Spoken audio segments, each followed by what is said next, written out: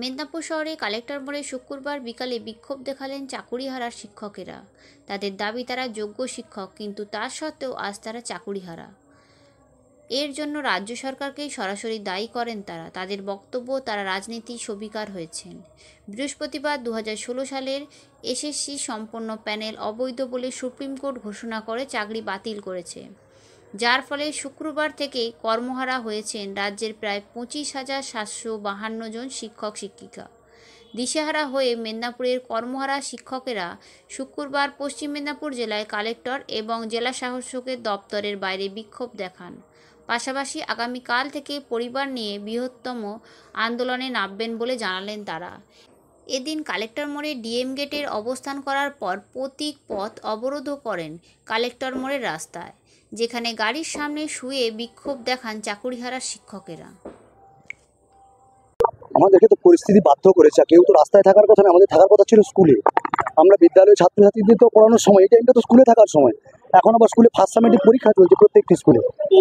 সবচেয়ে লজ্জার বিষয়, কালকে আমরা বিদ্যালয় থেকে কাঁদতে কাঁদতে বেরিয়েছি ছাত্রছাত্রীদের সামনে থেকে, তখন অলরেডি পরীক্ষা শুরু হয়ে গেছে, আমাদের কাছে খবরটা পৌঁছায়নি, মর্মান্তিক খবর। তাই একটা আপনাদের মাধ্যমে পৌঁছে দেওয়ার কথা যে আমরা কোনো গাল ভরা কথা শুনতে চাই না। আমরা যোগ্যতা মেধার ভিত্তিতে আমরা শিক্ষকতার মতো মহান প্রফেশনে এসেছিলাম, ছাত্রছাত্রীদেরকে পড়ানোর মতো গুরুদায়িত্ব কাঁধে নিয়েছিলাম। তো আমাদেরকে ওই জায়গায় আবার মাথা উঁচু করে ফিরে দেওয়া, আর কতটা লজ্জায় মুখ ঢাকবে এই বাংলা, একটু বলতে পারেন? যে কোনো উৎকোচ বড়হুকন তো আমরা দেইনি, কোনো নেতা মন্ত্রী শান্তির কাছে যাইনি, কোনো দালালের খোঁজ করিনি, আমরা বইয়ের খোঁজ করেছিলাম। আমরা যে যার সাবজেক্ট সে পড়ে, সে মেধার প্রমাণ দিয়ে সে চাকরি করেছে। তাহলে আজকে যে পরীক্ষায় আমরা শুনেছি যে আমাদের দেশের বিচার ব্যবস্থায় একজন নিরপরাধ যেন কখনো সাজা না পায়, এই সুবৃহৎ গণতান্ত্রিক দেশ, এটা গর্ব করি আমরা ভারতবর্ষকে নিয়ে।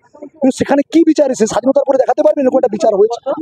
তাহলে এই জায়গায় দাঁড়িয়ে আমাদের এখন পথে নামতে হয়েছে। এরপরে আমরা পরিবার নিয়ে পথে নামবো, পরিবার তো পথে নেমে গেছে অলরেডি। আমরা কি খাওয়াবো? আমার বাড়িতে 4 বছরের শিশু আছে, তার মুখে কাল থেকে কি খাওয়া তুলে দেবো? তা কিভাবে আমরা এডুকেশন দেবো? আমরা দেখুন, আমরা একটা স্বশাসিত সংস্থার মধ্য দিয়ে পরীক্ষা দিয়েছিলাম।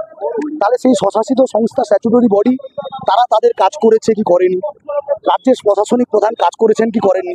রাজ্যের সুপ্রিম কোর্ট কি পেয়েছেন কি পাননি? আমরা সেসব বলছি না, কিন্তু আমাদের একটা কথা হচ্ছে, দুর্নীতি যে করেছে তাকে ধরাও, তার মাথাকে ধরাও, আমাদের কোনো অসুবিধা নেই। কিন্তু যারা দুর্নীতি করলো না, তাদেরকে টাকা ফেরতের কথাও বললো না, তাহলে প্রকারান্তরে একটা পরস্পর বিরোধী কথা হয়ে যাচ্ছে যে আমাদেরকে টাকা ফেরতের কথা বলেনি তো। তাহলে আমাদেরকে বাগ কমিটি রিপোর্ট থেকে শুরু করে, সিবিআই থেকে শুরু করে, দেশের সর্বোচ্চ ইনভেস্টিগেটিং এজেন্সি, তাহলে সর্বোচ্চ ইনভেস্টিগেটিং এজেন্সি দিয়ে একবারের জন্য প্রমাণ করা গেল না। তাহলে তো বলতে হয় যে সিবিআই কোনো যোগ্যতা নেই।